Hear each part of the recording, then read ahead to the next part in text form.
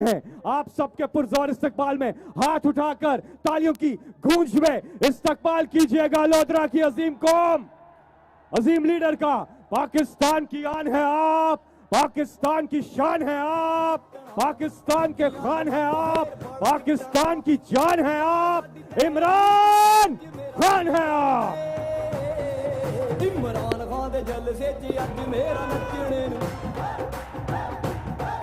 इमरान खान दे जलसे च अज मेरा नचने की करदा है कप्तान खान दे जलसे च अज मेरा नचने की करदा है।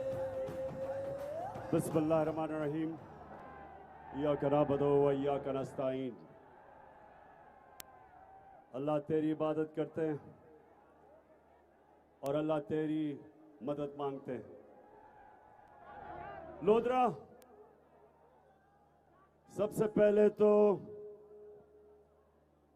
इस तादाद में, इतनी गर्मी में, इतनी हब्स में आप सब आज जमा हैं। मैं आज आप सबका दिल से शुक्रिया अदा करता हूं। बहुत बहुत शुक्रिया आपका।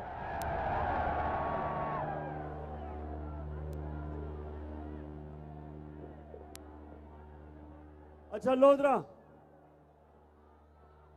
सबसे पहले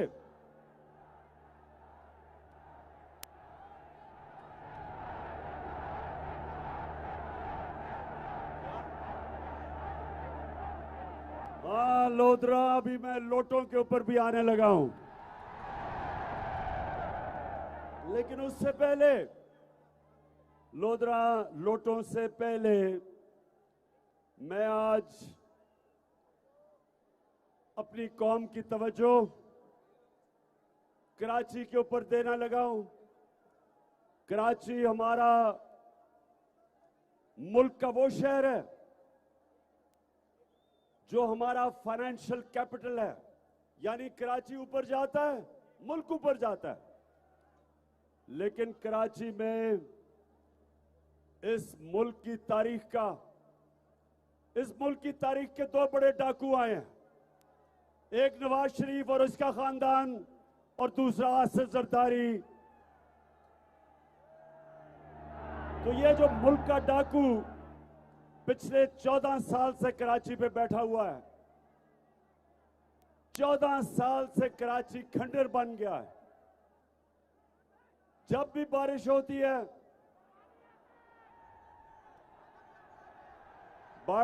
है, तो क्या पानी आता है।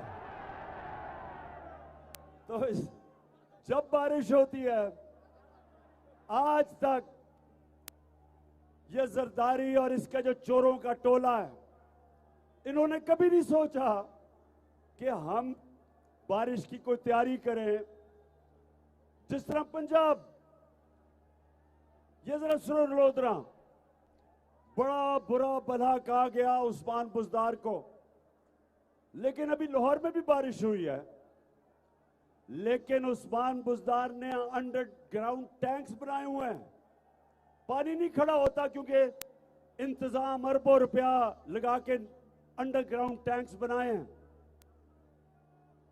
पानी को बचा रहे हैं। जब पानी नहीं होगा तो इस पानी को इस्तेमाल करेंगे पौधों के लिए। और उधर कराची में 14 साल से ये डाकू बैठा हुआ है जरदारी, और कराची का पैसा चोरी होके और सिंध का वो जाता है दुबई, वो हवाला हुंडी से बाहर जाता है। कराची जिसको सारी मुल्क को उठा देना चाहिए, उसके हालात आज देख लें। और कभी भी जब तक ये डाकू वहां बैठा हुआ है, कराची आगे नहीं बढ़, सिंध आगे नहीं बढ़ने लगा। सिंध के नाम पे सियासत और चोरी करके पैसा मुल्क से बाहर, इसके सारे केस तैयार थे। सुनो लोधरा, इसके सारे केस तैयार हुए थे, इसके और वो मुराद अली शाह और इसके खानदान के। लेकिन कौन सी ताकत थी इस मुल्क में जो इसको सजा नहीं दिलवा सकी, जो रोकती थी इसको सजा देने से? कौन थे? बस जो भी ताकत थी, मैं आपको यकीन दिलाता हूं कि मैंने पूरी कोशिश की कि इन चोरों को इनका एहतसाब किया जाए, इनको सजा दी जाए।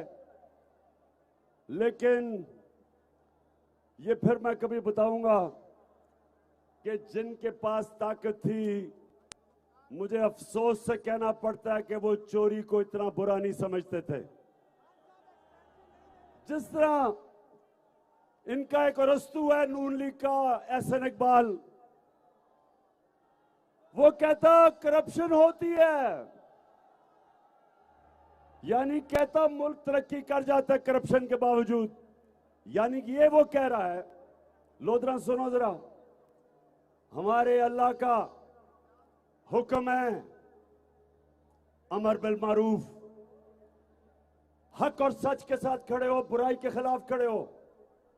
और ये चोर हमें कह रहे हैं कि बुराई कोई बुरी चीज नहीं होती, चोरी बुरी चीज नहीं है।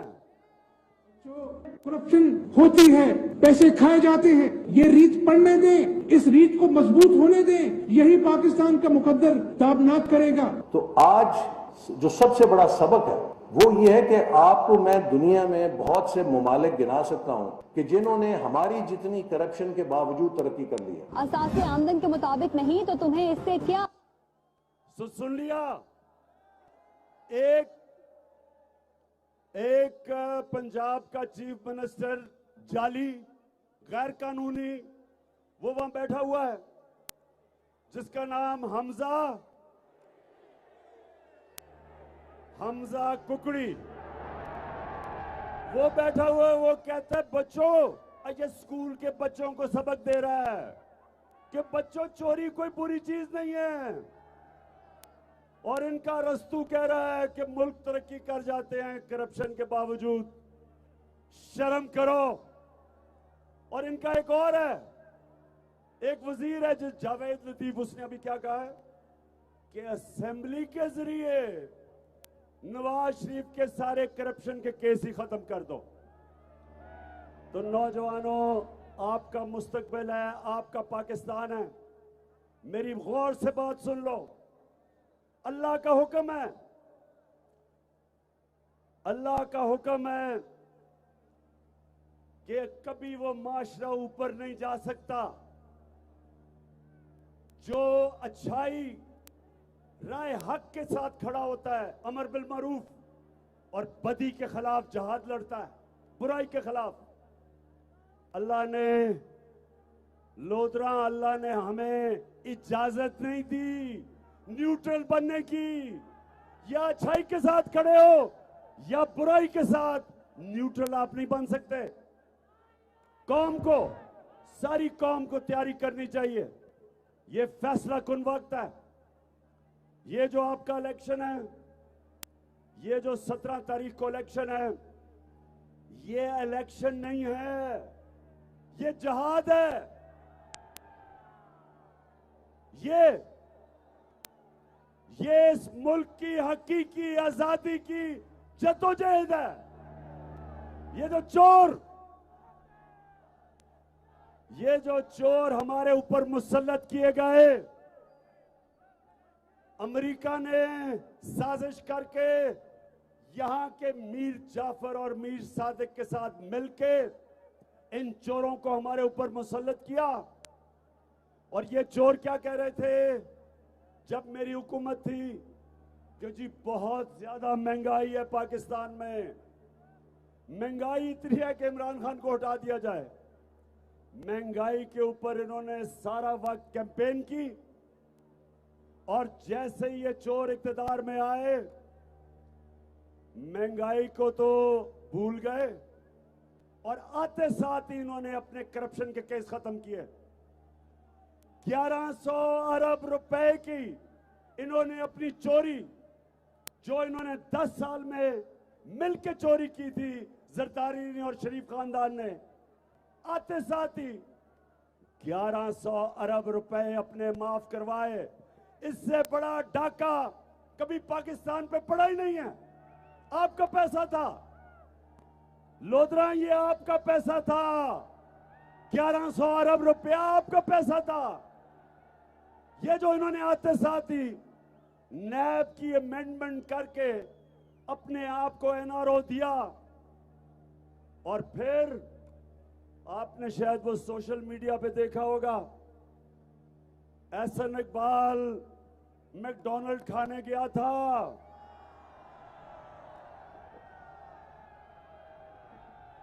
मैकडॉनल्ड खाने गया था तो क्या आवाजें लगी?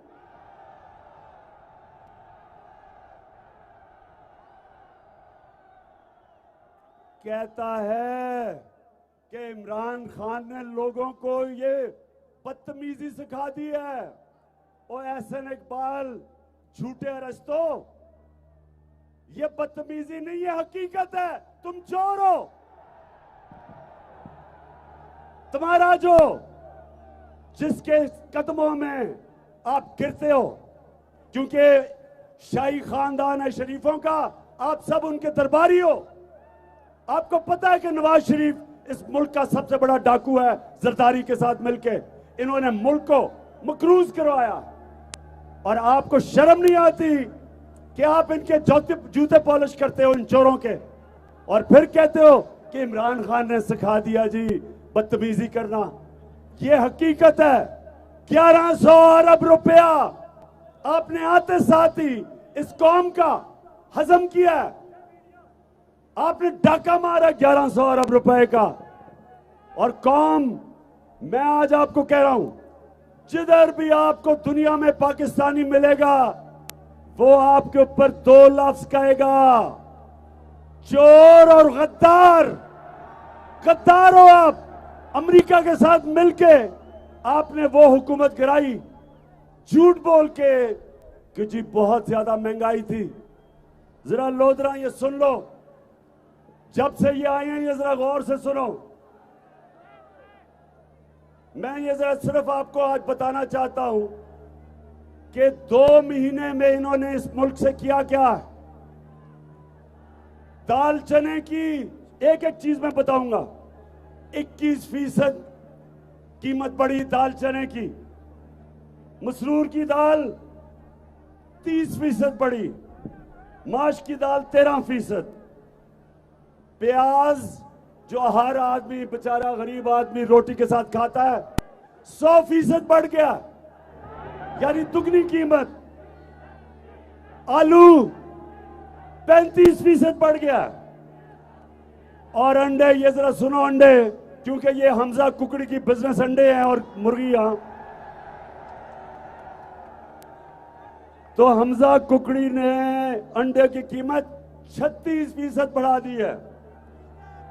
और फिर हमजा कुकड़ी ने कुकड़ियों की कीमत 100% बढ़ा दी।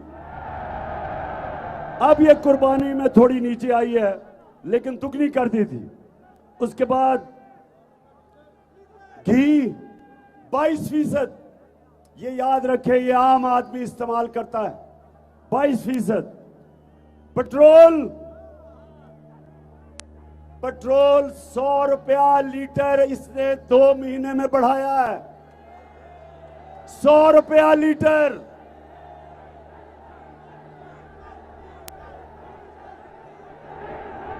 और लोधरा, जो हर बेचारे किसान को अपने ट्यूबवेल के लिए इस्तेमाल करना पड़ता है, ट्रैक्टर के लिए,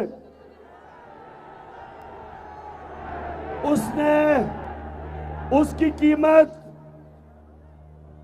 फजलुर रहमान की कीमत 130 रुपया बढ़ा दी है।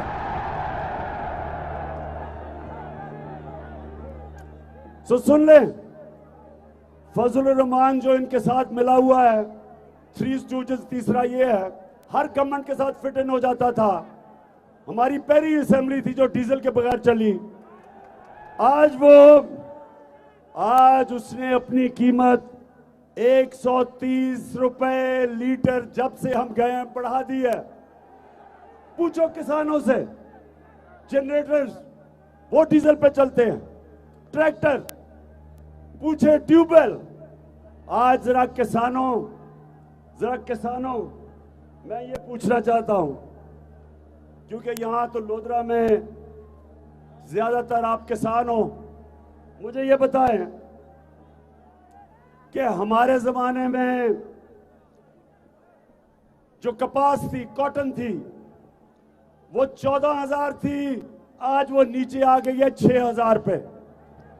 हमारे जमाने में गन्ने पे हमने कानून बनाया था कि जो भी किसान है जो गन्ने पे, जो शुगर माफिया उन पे जुल्म करता था, उनको कटौती करता था, उनको कीमत नहीं देता था। 180 रुपया कीमत तो 120 रुपए में बेचारा सारा साल मेहनत करके किसान 120 रुपए देता था, कटौती हो जाती थी बीच में। और फिर 6-6 महीने, 1 साल उस बेचारे किसान को पैसे नहीं मिलते थे। हमने बदला, हमने आते साथ ही कानून बनाया कि फौरी तौर पे किसान को पैसा दिया जाएगा। मेहनत कश को मेरे नबी सल्लल्लाहु अलैहि वसल्लम का हुक्म है कि उसका पसीना भी ना सूखे तो उसको पैसे दो। हमने पैसे दिलवाए अपने किसान को, कानून बनाया कि आपको फौरी पैसे देने पड़ेंगे किसान को, और उसको पूरा पैसा दिलवाया। और जब से ये आया है चेरी ब्लॉसम, जूते पॉलिश करने वाला शहबाज शरीफ, शहबाज शरीफ का कमाल ये है कि वो गोरा देख लेता है तो वो बस उसके पैरों में गिर जाता है। बर्तानिया के एम्बेसडर में मुंह में केक खिला रहा है उसको। शर्म करो शहबाज शरीफ, शर्म करो। प्राइम मिनिस्टर, एक एम्बेसडर उसका गोरा रंग देख के तो मुंह में केक डाल रहा है उसके। और जब भी बूट नजर आते हैं फौरी चोल पॉलिश शुरू हो जाती है वहां। तो ये शहबाज शरीफ, क्योंकि इनकी शुगर मिल्स हैं, अब फिर वापस किसान को पूरी कीमत नहीं मिल रही, और फिर 6-6 महीने उन बेचारों को इंतजार करनी पड़ती है पैसे की। तो किसानों, मैं ये आपको इसलिए चीजें बता रहा हूं कि ये आज मैं आपके पास आया इसलिए हूं लोधरा, ये आपने जहाज समझना है। 17 तारीख को इलेक्शन नहीं है, ये हकीकी आजादी की जंग है। आपने घर घर जाना है, सबने, आपने डोर टू डोर जाना है, आपने लोगों को बताना है, जगाना है कि ये जो बैरूनी अमेरिकी साजिश के तहत डाकुओं को हमारे ऊपर बैठा दिया है, जो पैसा बनाने आते साथ ही 1100 अरब रुपए का इस मुल्क पे डाका मारा उन्होंने, महंगाई आसमानों पे। आप ये सुने, बिजली हमारे जमाने में 16 रुपए यूनिट थी, हमने 5 रुपए सब्सिडी दी, उसको कम किया। आज बिजली 32 से 36 रुपए यूनिट है।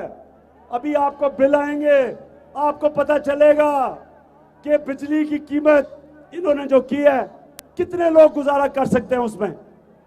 उसके बाद गैस 45% इन्होंने बढ़ा दी है, लेकिन जो आम लोग हैं उनके लिए 400% निचले तबके के लिए गैस बढ़ा दी है इन्होंने। ये भी अभी लोगों को आहिस्ता आहिस्ता पता चलेगा कि इन्होंने किया क्या इस मुल्क के साथ। और जो कुकड़ी की कीमत थी वो 300 रुपए थी, 600 रुपए पे पहुंच गई थी, अभी कुर्बान में थोड़ी नीचे आई है। तो मेरे लोधरा के नौजवानों और बुजुर्गों,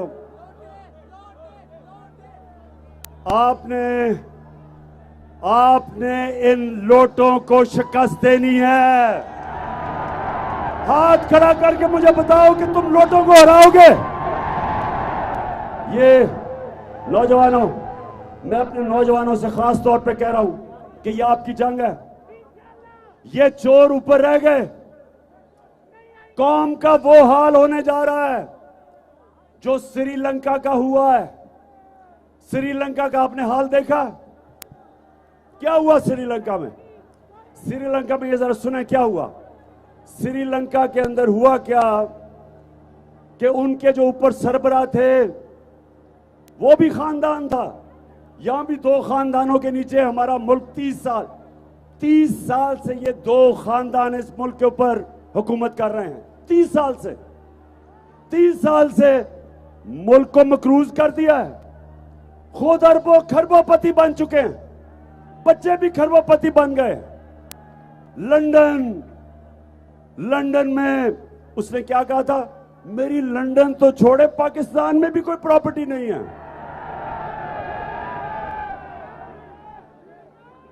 अच्छा एक मिनट मैं जरा शहबाज शरीफ का एक क्लिप आपको दिखाना चाहता हूं, ये जरा सुने।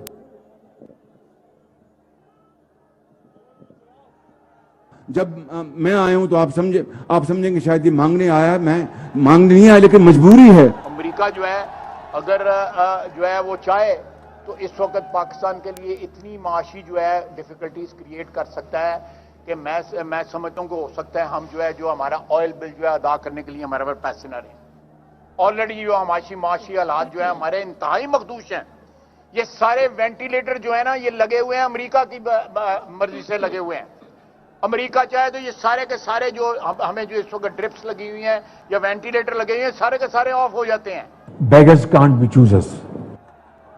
जब मैं आया, ये एक मिनट फिर से चलाना, ये जरा एक मिनट सुनो, ये जरा गौर से सुनो, ये आपका प्राइम मिनिस्टर बोल रहा है, बोलो। जब मैं आया हूं तो आप समझेंगे शायद ये मांगने आया, मैं मांगने नहीं आया, लेकिन मजबूरी है। अमेरिका जो है अगर बस जो है वो चाहे बस मैं मेरी कौम देखे, पाकिस्तानियों सुने जरा मेरी बात। आपका मुल्क जब पाकिस्तान बन रहा था तो मेरा कायदे आजम, इस मुल्क का अजीम लीडर, एक गुलाम हिंदुस्तान में एक आजाद इंसान था, खुददार इंसान था। और हमारे मुल्क बनने पे जो नारा था कि पाकिस्तान का मतलब क्या, मेरा तेरा रिश्ता क्या, इसका मतलब ये कि आज हमारा सारा मुल्क, बलोचिस्तान, सिंध, गिलगित बल्तिस्तान, आजाद कश्मीर, सिंध, पंजाब, हमारा एक ही रिश्ता है, ला इलाहा इल्लल्लाह। हम सब एक कलमा हमें इकट्ठा रखता है। इसकी वजह से हमारी जुबानें भी मुख्तलिफ हैं, कोई सिंधी बोलता है, कोई पश्तो बोलता है, कोई बलोच, हमारी सारे पंजाबी बोलता है, कोई, हम सब मुख्तलिफ हैं, लेकिन हमारा रिश्ता एक है, ला इलाहा इल्लल्लाह। अब ये जो चेरी ब्लॉसम ने बात की कि जी मैं भीख तो नहीं मांगने आया, और दूसरा कहता है जी हम तो अमेरिका ने अगर चाहे तो हम मारी जाएंगे। बेशरम लोगों, शर्म करो। एक अजीम मुल्क के कीदर लीडर हो, बेशरम लीडर हो, बेकारी हो तुम। कहता अगर हम अगर भीख नहीं मांगे, कहता अगर हम अमेरिका की इसलिए गुलामी कर रहे हैं कि हम बेकारी हैं। शहबाज शरीफ, तुम और तुम्हारा भाई और ये जरदारी बेकारी है। ये कौम गैरतमंद कौम है, कौम ला इलाहा इल्लल्लाह का दावा करने वाली कौम है। हम स्वाय अल्लाह के किसी के सामने नहीं झुकते। हमें तो हमारे कलमा ने आजाद कर दिया है। हमें तो ला इलाहा इल्लल्लाह ने, हमें तो उसने आजाद कर दिया है। उसने हमारी गुलामी की जंजीरें तोड़ दी हैं। यह मुल्क आजाद क्यों हुआ था? क्योंकि कायदे आजम और अल्लामा इकबाल, उन्होंने कहा कि अंग्रेज की गुलामी के बाद हम हिंदुओं की गुलामी में नहीं जाना चाहते, इसलिए पाकिस्तान बना था।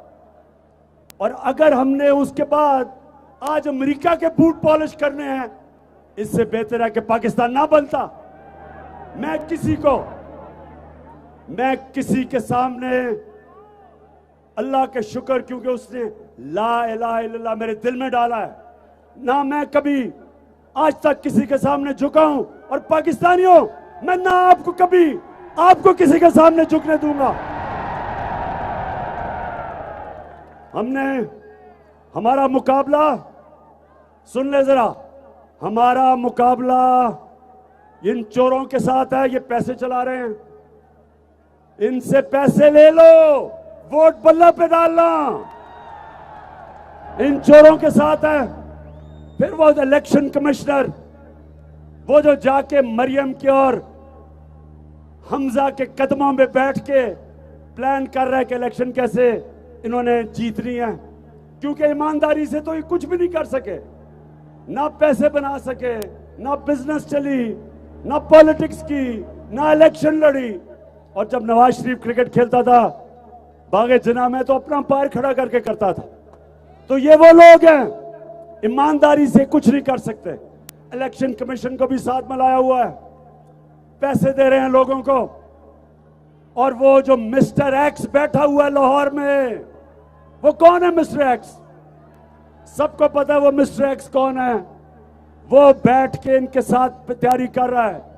और हम सब ने पाकिस्तानियों, हम 12 करोड़ पाकिस्तानी हैं, हम किसी के गुलाम नहीं हैं, ना हम किसी से डरते हैं। हम सब ने इसके बावजूद कि इन्होंने पूरी कोशिश करनी है इलेक्शन में धांधली करने की, हमने इसके बावजूद इनको फेंटा लगाना है, इनको हराना है। और आपने सबको मैं जिम्मेदारी दे रहा हूं, नौजवानों, मैं सबको जिम्मेदारी दे रहा हूं कि ये आपके मुस्तकबिल की जंग है। आपने पहरा देना है पोलिंग स्टेशंस पे। मेरे जो दो टाइगर लड़ रहे हैं इलेक्शन, एक अमीर और एक कैप्टन इज्जत, अब से लेके पोलिंग डे तक आपने घर घर जाके लोगों को सिर्फ एक चीज बतानी है कि ये आपकी हकीकी आजादी की जंग है, इलेक्शन नहीं है। अपनी बहनों को, मेरी जो बहनें सामने खड़ी हैं, आपको जिम्मेदारी दे रहा हूं, आपने घर घर जाना है, नौजवानों ने जाना है, बच्चों ने जाना है। और इंशाअल्लाह जिस तरह पाकिस्तान और हिंदुस्तान की तारीख में, क्रिकेट की तारीख में वाहिद कप्तान हूं, अल्लाह का करम है, जिसने हिंदुस्तान जाके उनके अंपायर होते हुए वाहिद कप्तान हूं, हिंदुस्तान के पैरों के बावजूद उनको हरा के आया था। इसी तरह अब इनको हमने हराना है। तो नौजवानों, आप सब तैयार हो? हाथ खड़ कर बताओ, तैयार हो आप सब? उधर भी तैयार हो? ये जंग आपकी है। और इंशाअल्लाह जब ये इलेक्शन हो जाएगा तो लोधरा में आपके पास आके और इंशाअल्लाह हम यहाँ अल्लाह का शुक्र अदा करेंगे। बहुत मेहरबानी। पाकिस्तान जिंदाबाद।